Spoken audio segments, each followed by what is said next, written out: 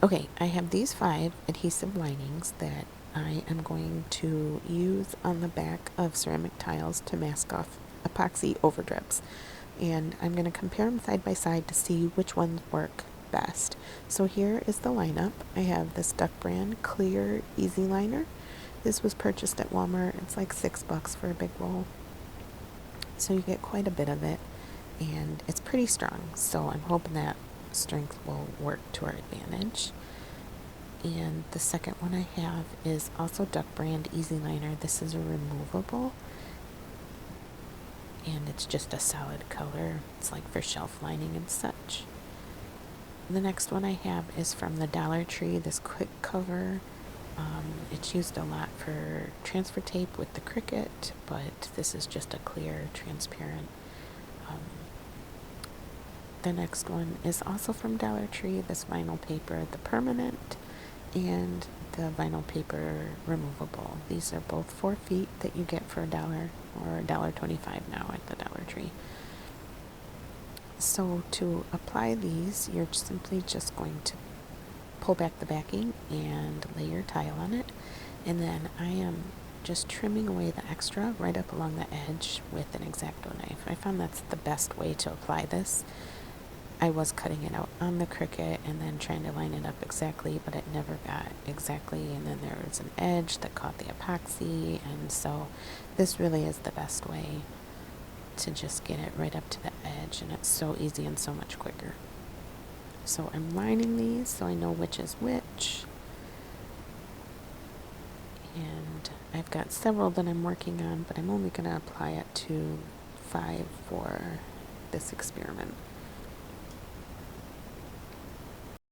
I should add in here that masking tape is always an acceptable substitute. I have just gotten to the point where I hate applying it and removing it, so I'm trying other options. The most important thing that you want to do with each of these brands is apply heat to it with the heat gun or a blow dryer, and then just really apply pressure around the edges to make sure it is completely adhered to the tile.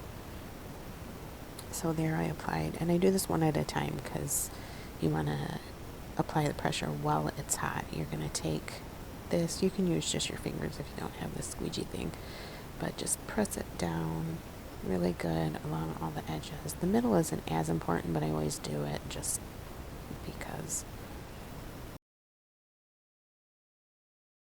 Alright, so I did not get video of me applying the epoxy, but that's okay because we're really about the end results. So here we are at about the 24-hour mark. I'm pulling them out. I like to take the backing off between 12 and 24 hours. At this point it is cured to the touch, but it isn't fully cured. So if you were to like stack these or lay them on their face, they would get imprints on them. But this is a good point, well, before it's fully cured, to take it off. So here we have the Dollar Tree Permanent. I've worked with this one a lot, so I kind of know what the results are going to be, and it's not surprising. It's fairly decent results, but you can see here, like the blue is just the overdrip from applying the alcohol ink, but that off-white color is where the tiny bits of epoxy seeped under the vinyl, and it's fine. It's not gonna like make the coaster unlevel or anything. It's just a little bit sticky, so that requires a little bit of hand sanding, and nobody's looking at the back of the coaster. We're going to cover it with cork, so it's fine. Here we are with the Dollar Tree removable, and surprisingly it did a little bit better. You can see these big drips. That's what we're really hoping to avoid, and all of these have done that job for us, but there's a little bit of seepage there. It's sticky as well, but there's really not as much as there was with the permanent, so that was a little surprising to me. And here we have the Duck Brand, and we had some big over drips, so the block that it was on stuck to the vinyl, but that's fine. That's why we cover the whole back so that the block isn't stuck to the tile. I've learned about that the hard way, so definitely glad we had the full coverage on the back there, and we can just easily pull off all those drips.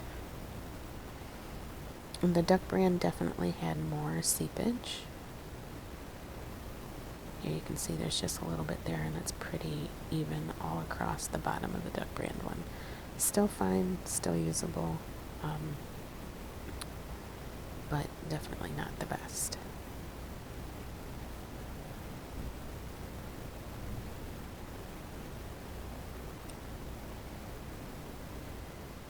So the next is the clear Duck brand, and you can see through the clear that there was a lot that seeped under the vinyl here, and it's pretty sticky as well. And this one, surprisingly, when I was applying heat to it, it didn't want to lay as much, so that doesn't surprise me there. And the quick cover was also had seepage, not surprising there, and it is not as sticky as the rest, so this definitely is one that I will keep in rotation because I have a lot of this. But yeah, it didn't do as good a job as the Dollar Tree. Okay, so here is how they line up. In fifth place, the Duck brand clear, because like you can see here, it's rolling up. It did not want to adhere around the edges, and there was quite a bit of seepage all the way around. Did it do the job I needed it to do? Yeah, it definitely got the big pieces, or kept the big drips from sticking to the tile on the bottom. But as far as getting nitpicky, it had the most epoxy seep under the edges. In fourth place, we have the Duck brand clear. Definitely did the job that I asked it to do. But as far as what seeped underneath, we still had quite a bit around the edges. Still usable. Definitely saved me from having to take it to the sander. In third place is a quick cover, just kind of, it did a fine job. Again, stopped all these drips.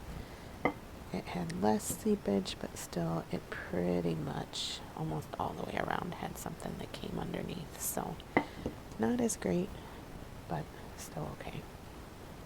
Second place, Dollar Tree Permanent. Again, did the job.